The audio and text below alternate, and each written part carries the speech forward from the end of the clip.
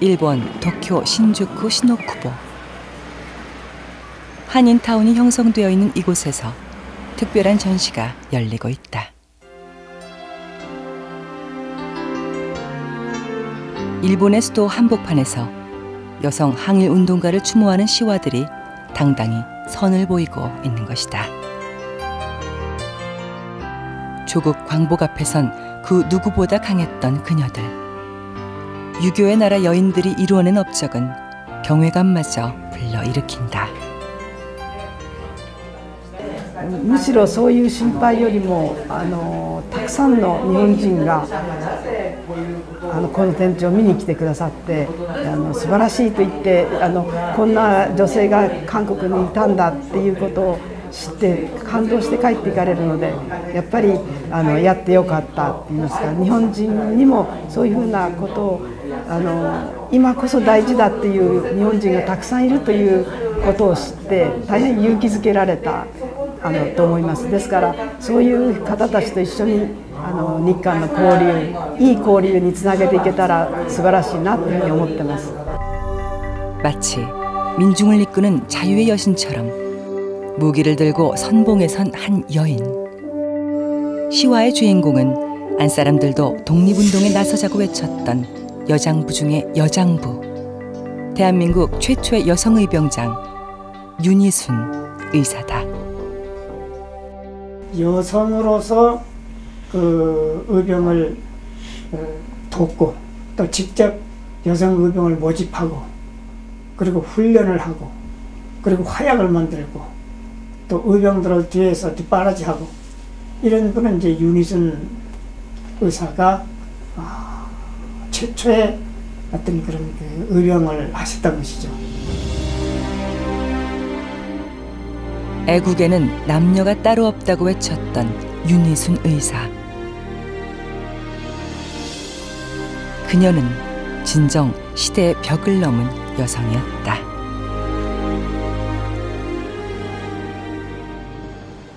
중국 윤영성 무순시.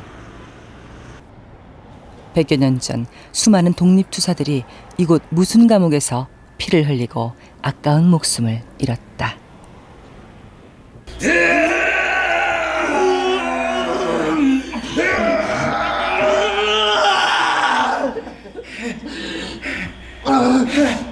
이 독한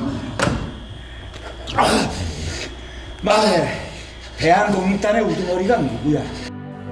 1935년 무순 감옥에서 모진 고문을 당하는 독립운동가 유돈상. 바로 윤희순 의사의 아들이다. 어머니를 꼭 닮아 무척 강인했던 그. 나는 조선의 아들이다. 이 한 몸 죽을지언정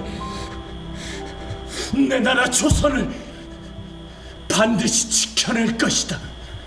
꺾일지언정 결코 굽히지 않았던 신념. 심한 놈. 조국을 사랑한 대가는 가혹했다. 끝까지 조국과 민족을 배반하지 않았습니다. 나라와 가족, 자식조차 빼앗겨야 했던 비극적 운명. 돌아가! 돌아가!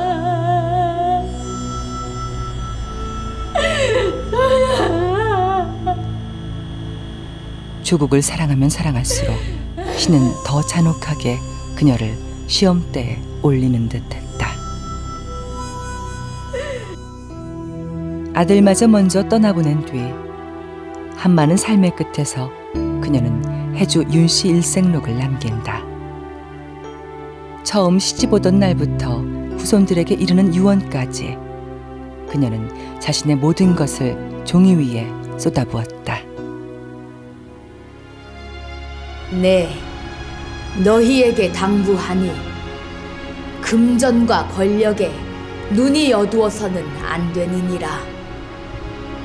모든 정신은 발끝에서부터 머리까지 조심해야 하며 시대에 따라 옳은 도리가 무엇인가를 생각하며 살아가기를 바란다.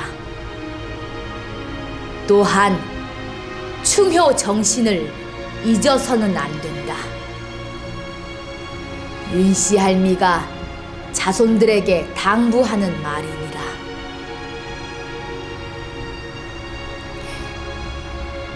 한 가지 걱정은 이 몸이 기력이 쇠하여 만리 타국에서 죽으면 우리나라 조선에 영원히 가지 못할까? 그것이 걱정이로구나.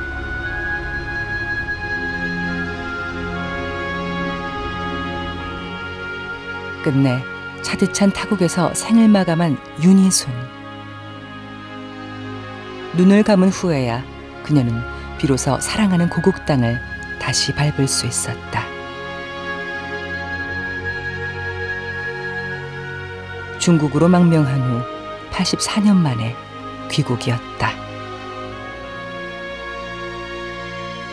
자유로운 조국으로 할머니를 모셔온 건 윤희순의 장손 유연익, 먼저 떠나보낸 아들 유돈상의 혈육이다. 중국 요녕성에서 태어났던 갓난쟁이 손자가 어느새 후손들을 이끌고 절을 올린다.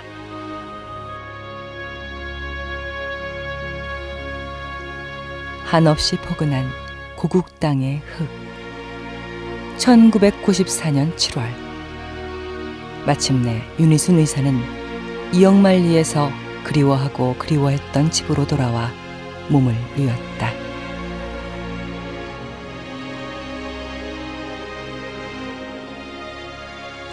현재 춘천시 남면 가정리에 화목하게 잠들어 있는 고흥 유씨 집안의 가족들. 지난날의 고통과 눈물은 이제 후손들의 감사와 칭송으로 바뀌어 시아버지 유흥석과 남편 유재원, 선비의 아내 윤희순, 그리고 아들 돈상과 손자 연희까지 나란히 자리한 의병 가족을 우러르고 있다. 윤희순 의사를 보면서 제가 이제 제시했던 부분은 이제 시대를 통찰하라 하는 차원에서 어떤 진단적인 지도자, 그리고 또 이제 문제점을 진단하고 소통하라 하는 차원에서 제가 생산적인 지도자, 단순하게 진단만 할 것이 아니고 현실화 시켜야 된다는 부분이죠. 그 다음에 과거, 현재, 미래 이런 궤적을 연결하고 거기에 의미를 부여해 나가라 하는 창조적인 지도자의 우리가 그 앞으로의 그 모델을 끌고 가는 데 있어서 윤희순 의사가 했던 이 활동들은 아주 작은 모델로서, 그리고 하나의 모델로서 우리가 주목해야 될 부분이 아닌가, 예, 그렇게 생각합니다. 윤희순 의사 일가가 잠든 춘천시 남면 가정리는 의병마을이라 불린다. 한일 의병대장 유인석의 고향이자 춘천 의병의 운거지. 그래서 이 마을은 지금까지도 선조들의 애국정신을 계승해 의병 체험의 장으로 운영되고 있다.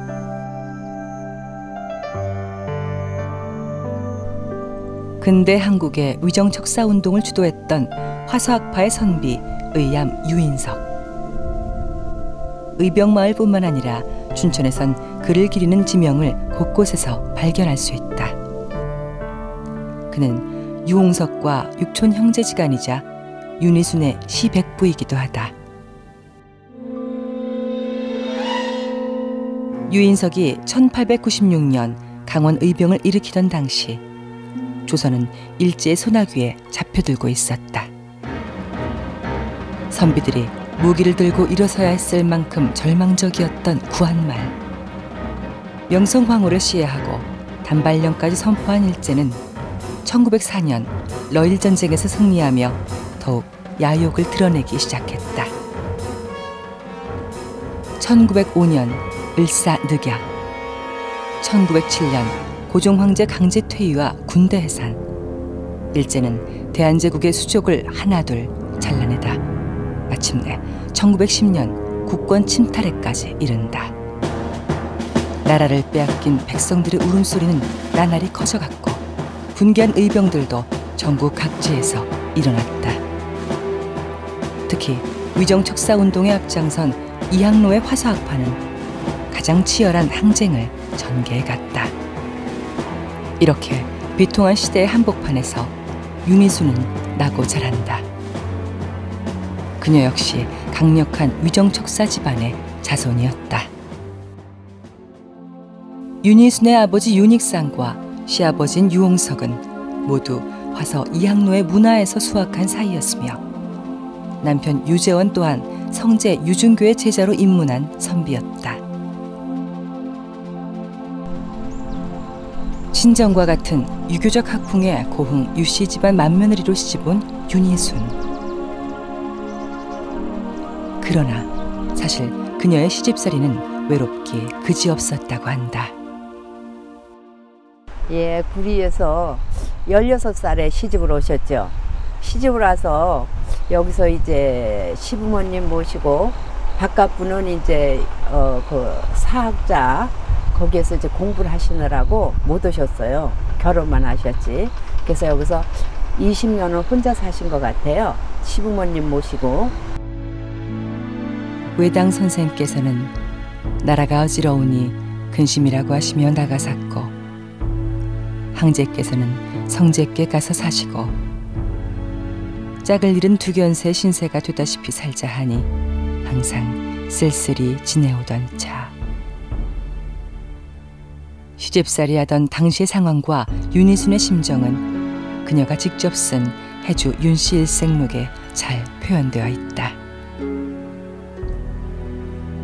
물론 이것이 막연한 한탄만은 아니다. 그녀 역시 아버지의 영향을 받아 유학자 집안의 자제다운 신념과 학문의 조예가 있었다. 윤익상 아버지가 그 윤익상 씨, 어머니가 덕수장 씨지 않습니까?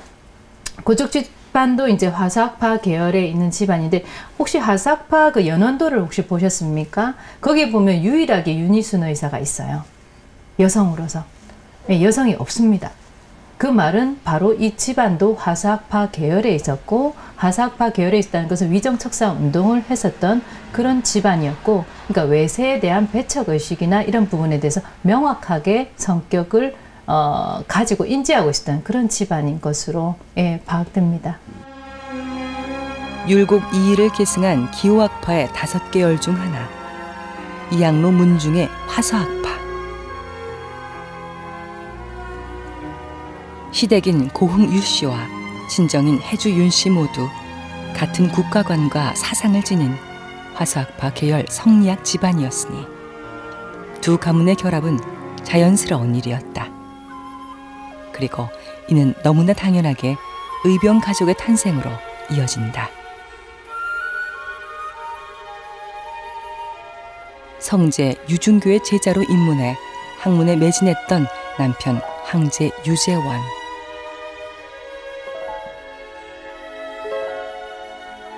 윤희수는 선비의 아내로서 지아비가 공부에만 몰두할 수 있도록 가문의 버팀돌이 되어 20년간 집안을 지탱했다.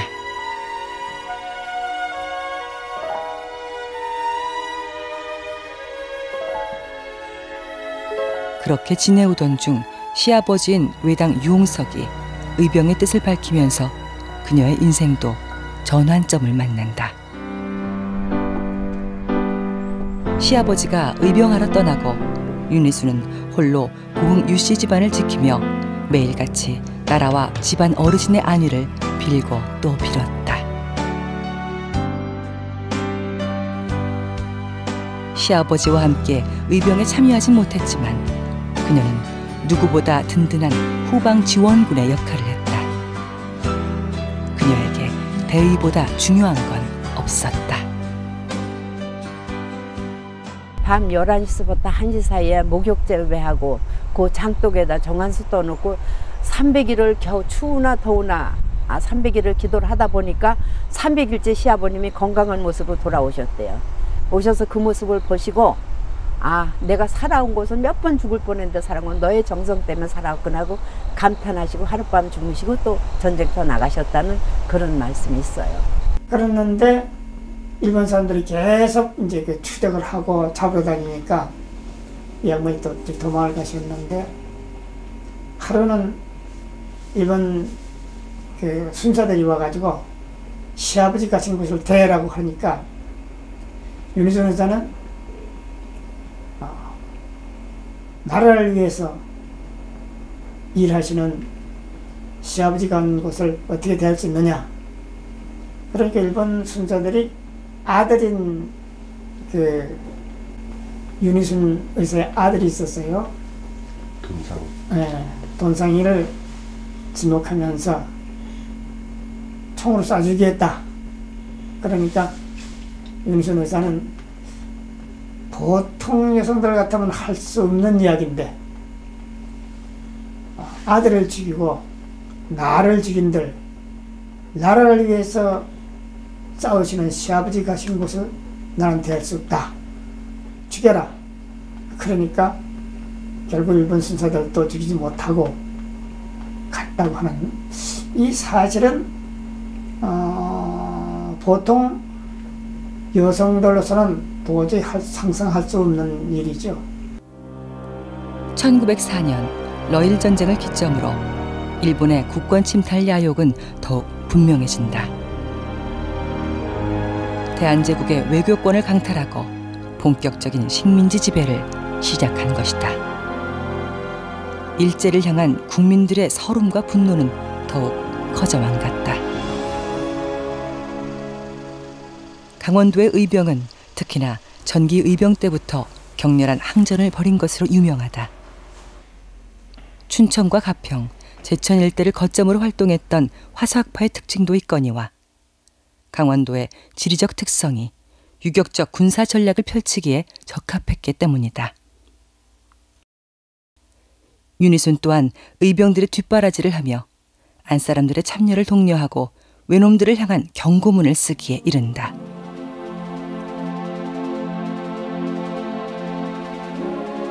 그녀의 글귀엔 당장 총도 맬 수 있을 것 같은 확고한 투쟁의 의지가 담겼다. 외놈 대장 보거라. 우리나라 욕심나면 구경이나 할 것이지.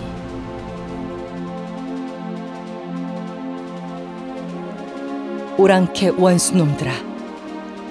남의 나라 침범하여 무얼 바라면서 의기양양했단 말이냐. 짐승 같은 외놈 원수들아. 남의 나라 침범하여 너희 나라 잘 될 소냐. 두려움 한 점 없는 그녀의 불호령엔 선비의 아내다운 지조가 느껴진다.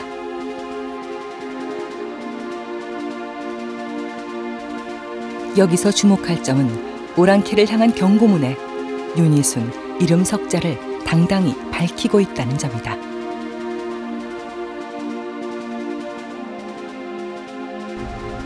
우리나라 국모를 을미의병 당시 집안 남자들이 총과 칼로 싸웠다면 윤희순은 붓으로서 일제에 맞섰다고 볼 수 있다. 조국의 위기 상황에 날선붓으로 표출한 그녀의 분노는 비단 유씨 집안과 화사학파뿐만이 아닌 우리 민족을 대변하는 목소리였다. 그녀는 오랑캐를 향한 경고문뿐만 아니라 의병의 사기를 진작시키고 한일 투쟁을 독려하는 수많은 의병 가사도 집필한다. 특히 아녀즈들도 적극적으로 나서서 행동하자는 안사람 의병가를 지어 입에서 입으로 전해 부르게 했다. 소극적인 미덕에 익숙한 유교 사회에서 이 의병 가사는 파격적인 자극이 되었다. 아무리 외놈들이 강성한들 우리들도 뭉쳐지면 외놈 잡기 쉬울세라. 아무리 여자인들 나라 사랑 모를 소냐. 아무리 남녀가 유별한들 나라 없이 소용있나. 우리도 나가 의병하러 나가보세. 나라 없이 소용있나. 우리도 나가 의병대를 도와주세. 금수에게 붙잡히면 외놈 시정 받들 소냐. 우리 의병 도와주세. 우리나라 성공하면 우리나라 만세로다. 우리 안사람 만만세로다.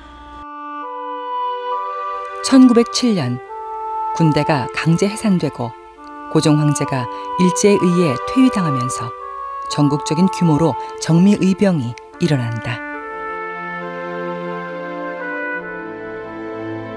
을미의병 때 날선붓이 그녀의 무기였다면 정미의병부터 윤희수는 보다 적극적인 의병 활동에 나선다.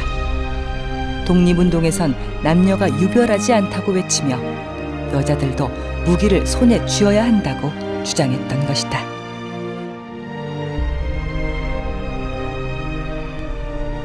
윤희수는 안사람 의병단을 조직해 군자금을 모으고 무기와 화약 제조에 뛰어든다. 직접 군사훈련에 참여한 것은 물론이다. 당시 무기 제조장과 훈련장이 있었던 춘천 남면 가정리엔 지금도 그 흔적이 발견된다. 여기가 옛날에 일본 놈이 우리나라 침략하고 할 때에 우리 의병이 일어나서 의암 유인석 선생도 이 고장에서 나신 분이고, 근데 유인석 선생의 육촌 형님 되시는 외당 선생님이 여기서 의병 군사훈련을 가르쳤다는 그런 장소입니다. 여기를 갈무는 여기서도 나오고, 그 돌이 진흙으로다가 과가지고 거기다 쇠를력에서 이런 도가니라고 도가니를 만들어서 풀물 불어가지고서 쇠를력이거든. 근데 그게 이 밭에 많았었어요. 노쇠와 소변을 모아 무려 600여 명의 전투물자를 책임졌던 안사람 의병단. 여성 의병들의 역할은 더 이상 작지 않았다. 아이고 꿀은내야. 응? 뭔 놈의 화약을 만드는데 요런 오줌을 쓰고 지랄이야 지랄이. 내 말이 그 말이여. 그 육실을 외놈들 땜시 할 자가 없는 오줌을 다 그리고 자빠졌시오. 어째 잘 끓여지고 있어요? 아유 찌른 거. 아유 성의도 참. 가정리는 우리 유서방네들이 많이 살고, 의암이 의병 나가시고 외당 선생이 여기 군사훈련장이 있고 그래서 다 협조를 하고, 그래서 집집마다 오줌경을 놓고 화성총 만들고 그런데 다 협조를 했다, 그런 말씀을 들었어요. 많이 힘들지? 윤희순의 솔선수범으로 많은 아내들이 의병 활동에 적극 참여하면서 스스로 이 나라의 주인이라는 의식에 눈을 떴다. 성별을 떠나 의병단의 모든 구성원들은 똑같이 이 나라의 주인이자 한 민족이었고, 이는 곧 일제에 대항해 더욱 굳건하게 결속을 다지는 결과로 이끌었다. 안사람 의병단은 젖먹이를 서로 맡아주고 때론 남장도 서슴지 않았다. 내가 언제 아까 그랬잖아요. 우리 안사람들이 이렇게라도 화약을 만들어야 의병들이 외놈들과 맞설 수 있으니 우리 조금만 더 힘냅시다. 예, 성님. 같이 하실까요? 그럴까? 예. 아이고, 냄새 좋다. 구수하네요. 애국과 계몽을 모두 일깨운 여성 의병장 윤희순. 더 이상 전쟁에서 여성은 소외된 존재가 아니었다. 안사람 의병단은 무기와 식량 조달 외에도 군자금 모금에 큰 역할을 한다. 당시 작성했던 군자금 명단은 여성 의병들이 얼마나 적극적으로 움직였는지, 그리고 얼마나 많은 기부자들이 조국을 위해 뜻을 모았는지 생생하게 보여준다. 명단에 기재할 때 남자들은 이름을, 그리고 여자들은 무슨 댁 무슨 씨라는 호칭을 적었다. 서로 어려운 형편이었지만 이를 아까워하는 사람은 아무도 없었다.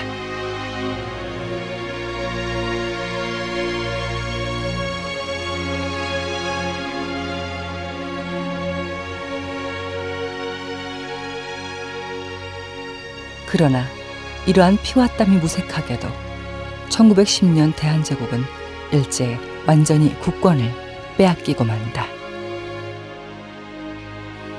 일제의 정치를 받들 수 없었던 많은 백성들이 중국으로 망명길에 올랐다. 윤희순 일가도 마찬가지였다.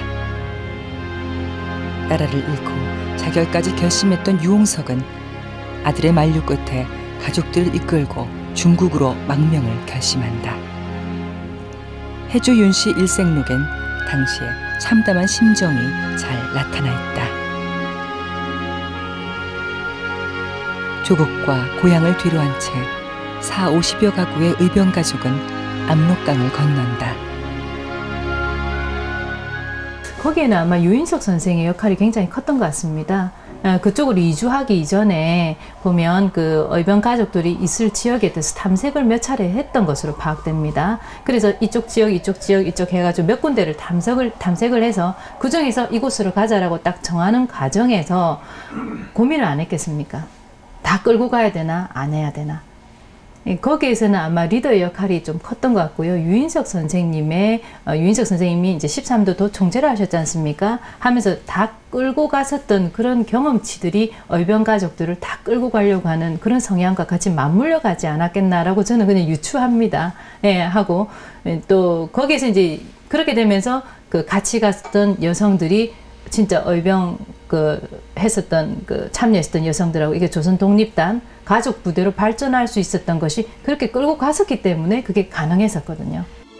처음 정착한 곳은 평정산 자락의 난천자 마을, 일명 고려구였다. 의병 가족이 이주해 오기 전 난천자는 20~30여 가구밖에 없는 아주 작은 마을이었다. 기존의 원주민보다 더 많은 조선 사람들이 망명해 온 것이다.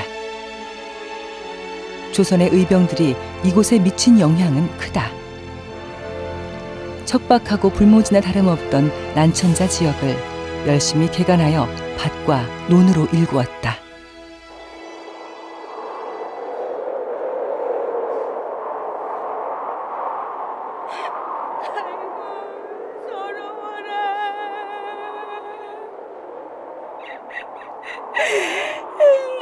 내 고향 뺏기고 만주로 쫓겨와서 말도 안 통하는 중국 사람들한테 거지마냥 구걸이나 하고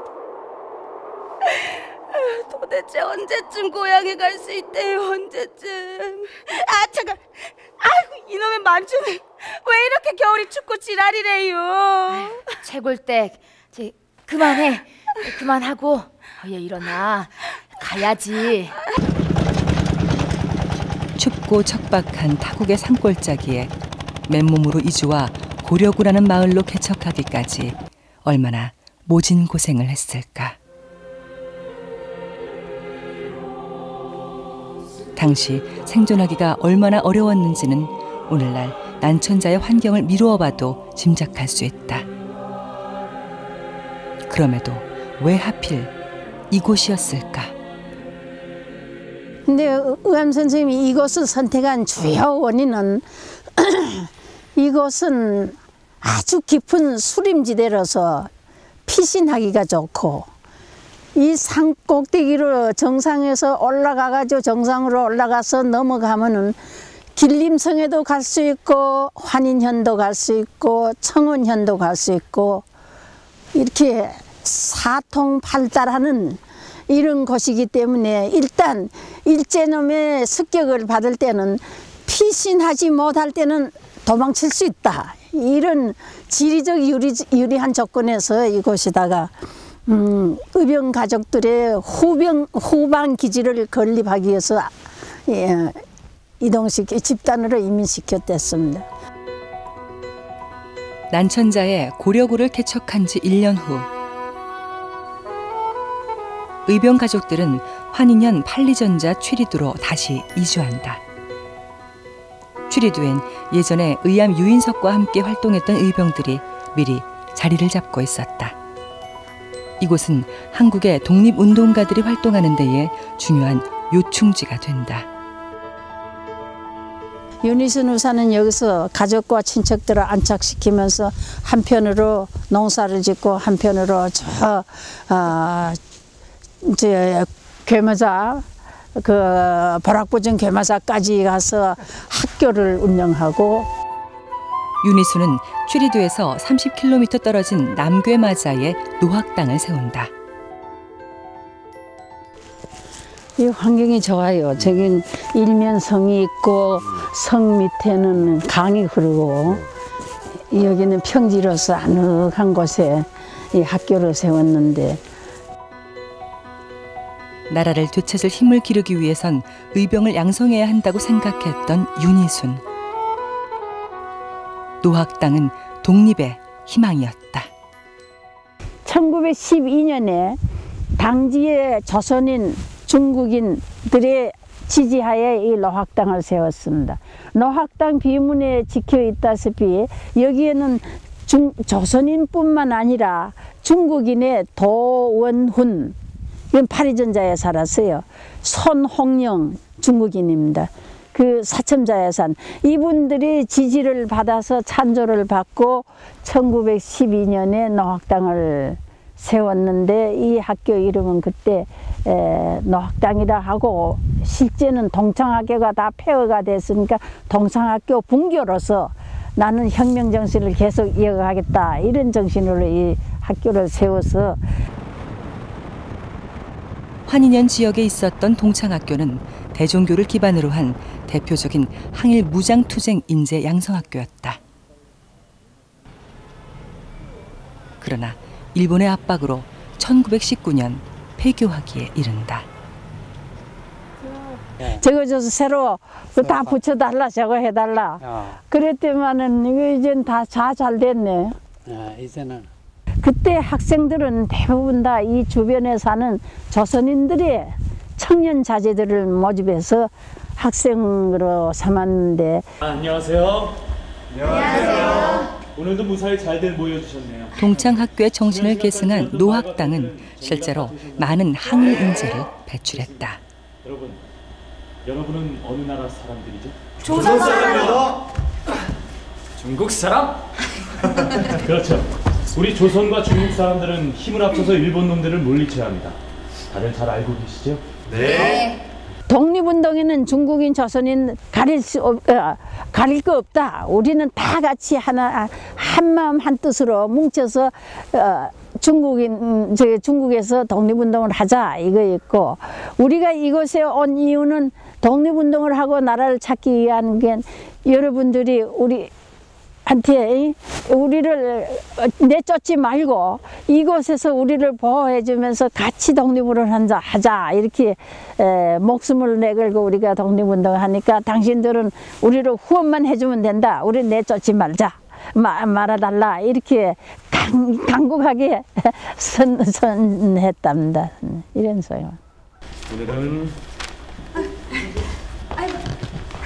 노학당의 교장으로서 밤낮으로 뛰며 한국인은 물론 현지 중국인에게도 깊은 인상을 남긴 윤희순. 여러분, 단 한시도 배우는 것을 게을리하면 안 됩니다. 아시겠죠? 예. 여러분, 우리는 역사를 바로 알고 배워야 합니다. 배움만이 우리가 살 길입니다. 배워서 강해져야 이곳 만주에서 또 우리 조선에서 일본 놈들을 물리칠 수 있습니다. 아시겠죠? 예. 노학당은 항일 인재 50여 명을 배출했지만 개교한 지 3년 만인 1915년 일제의 탄압으로 폐교되고 만다.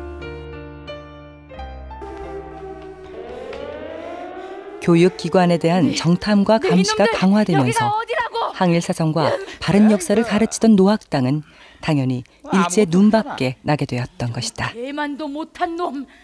노학당의 폐교로 윤희수는 크게 절망했지만 결코 희망을 버리지는 않았다. 뭐야 이거?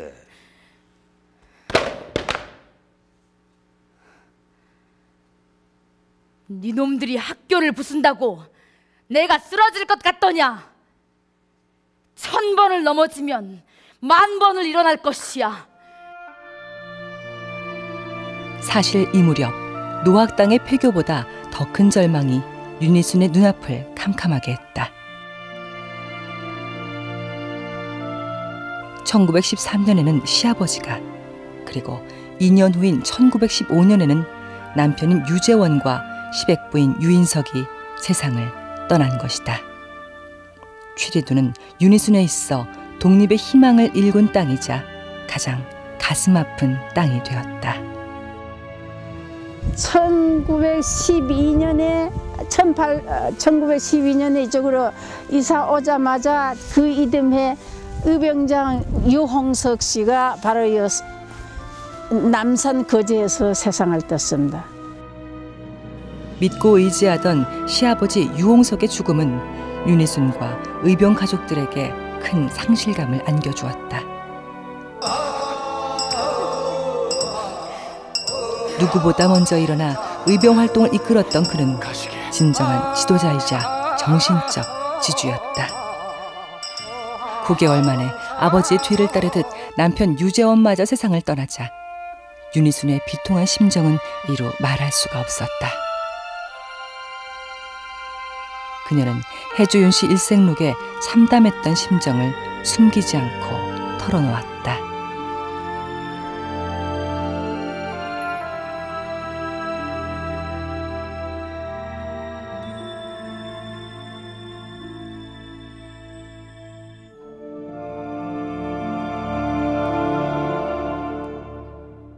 시아버지와 지아비를 떠나보내고 노학당까지 폐교된 후 윤희순 가족은 갈 길을 잃은 듯 망연자실했지만 이내 다시 한번 독립운동의 의지를 다진다. 윤희순의 아들들에게 끝까지 쓰러지지 않는 어머니의 말 한마디 한마디는 큰 자극제가 되었다.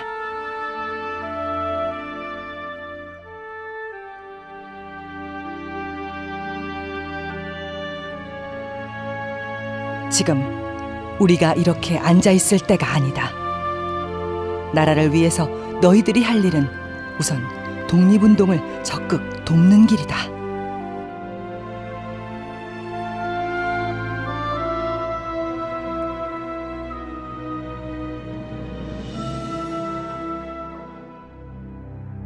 새로운 활동 거점으로 무순시의 포가둔을 선택한 윤희순 일가. 사실 무순은 수많은 항일 투사들을 고문하고 잔인하게 살해하기로 악명 높은 무순 감옥이 있는 지역이다.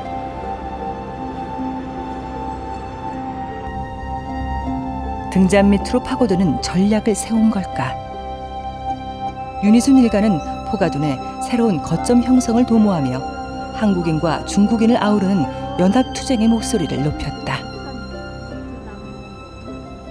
세 번째는 취리두에서 이거 무순으로 나와서 무순 포가둔에서 정착하면서 독립운동을 하였는데 이곳에서 윤희순 의사의 장남 유돈산의 장인 음성국, 윤희순 이 세 분이 조선 독립단을 건립해 이곳을 근거지로 삼고 독립운동을 했습니다.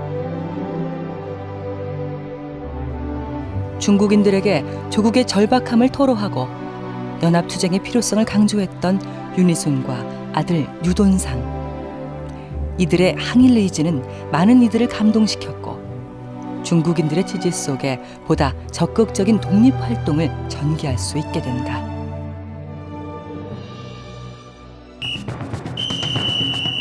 윤희순 가족은 힘겹게 의병동지들을 찾아 모아 마침내 1919년 180여 명으로 구성된 한중연합조직 조선 독립단을 조직한다. 일단 이곳을 빠져나가야 합니다. 이는 한국의 독립쟁취를 넘어 중국인들에게도 항일의 불씨를 심어주었다.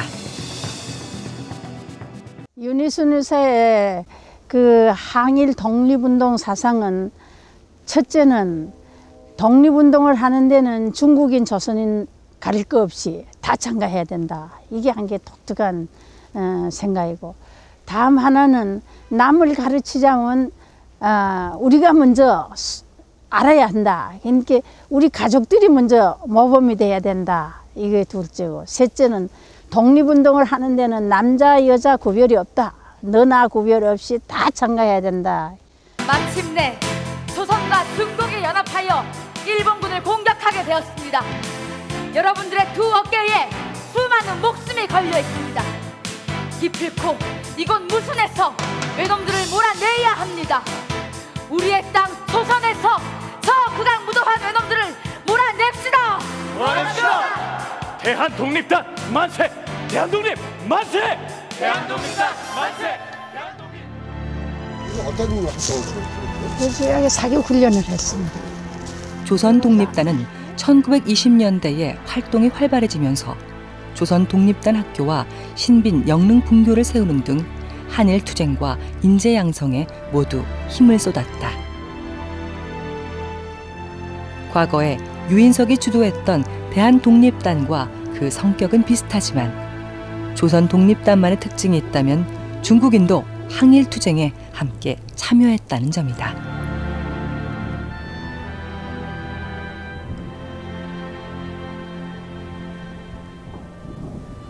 조선 독립단의 학교의 청년 학생들, 윤희순 의사 가족부대, 이분들이 포가툰에서 거처하면서 매일 호미와 낫 같은 것을 메고 이 산으로 올라와서 사격 훈련을 했습니다. 윤희순 의사는 그때 벌써 70이 다 돼간 벽발을 휘날리면서도 사격에서 제일 앞서서 훈련을 했고, 유희상은 이 조선 독립단의 한 성원으로서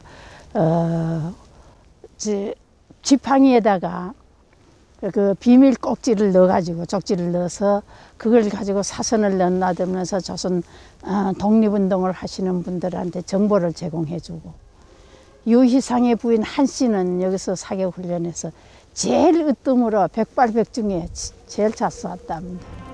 한 놈은 아직 행방을 찾지 못했습니다. 1930년대에 들어서며 일제 독립단 말살 정책이 본격화된다. 일명 조선인 밀집 지역을 골라 닥치는 대로 불지르고 학살하는 호위토벌을 시작한 것이다. 일본의 학살 정책에 묘관둔으로 피신한 윤희순. 무장투쟁을 하던 아들 유돈상을 체포하기 위해 일본 경찰이 윤희순의 집에 불을 지른 것이다. 윤희순은 가까스로 불길 속에서 손자와 손녀를 구해 탈출한다. 出好几年了，来这种闹了，出的比较近。咱老爷那阵儿有车马车，来回给他拉到送到卖进咱老爷这个。 집과 재산을 모두 잃고 독립단 가족들과 뿔뿔이 흩어졌지만 묘관둔에서 그녀는 중국인들의 도움으로 다시 재기를 준비한다. 윤희순이 묘관둔에서 중국인들과 깊은 유대를 쌓으며 재정비하는 동안 큰아들 돈상은 무순에 있는 독립단에서 무장투쟁을 계속하다 체포되고 만다. 무순 감옥에서 한 달여 있는 동안 모진 고문을 당해야 했던 유돈상. 나는 조선의 아들이다. 이 한 몸 죽을지언정 내 나라 조선을 반드시 지켜낼 것이다. 할아버지와 어머니로부터 물려받은 강인한 의지. 하지만 무순 감옥의 잔인한 고문은 유돈상의 의지를 꺾지 못하는 대신 그의 목숨을 꺾어버렸다.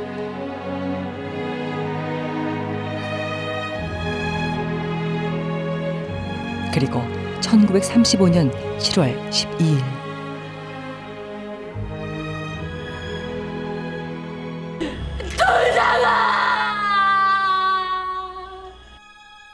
백발의 어미는 눈앞에서 자식의 죽음을 지켜봐야만 했다.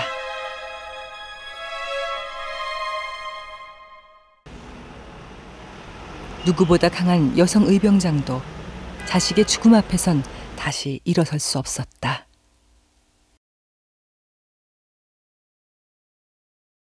1936년 8월 29일 아들이 죽은 지 한 달여 만에 의병장 윤희수는 한마는 76년 인생의 종지부를 찍는다. 끝내 조국의 독립을 보지 못한 삶. 하지만 살아남아서 조국의 독립을 보는 것 못지않게 그녀는 아들의 뒤를 따라가는 것을 소망했는지도 모른다.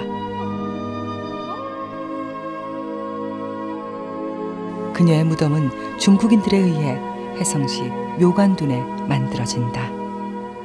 그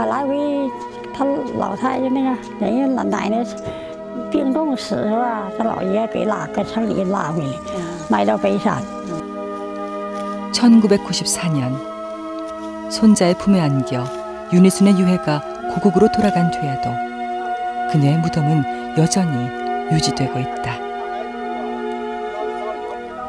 일생을 바쳐 독립을 위해 힘썼던 그녀를 중국의 많은 사람들이 기억하고 있기 때문이다.